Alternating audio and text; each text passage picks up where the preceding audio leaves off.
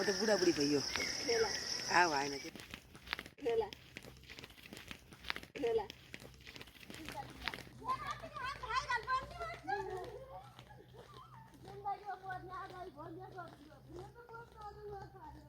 हजुर के तपाईहरुले फोटो खिच्नु भयो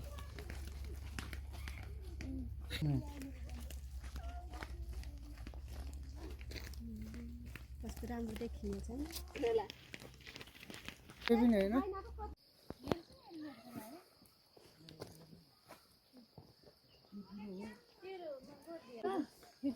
उकालो तानेकै छ एउटा गरे छैन अझ गर्दैछु भन्छ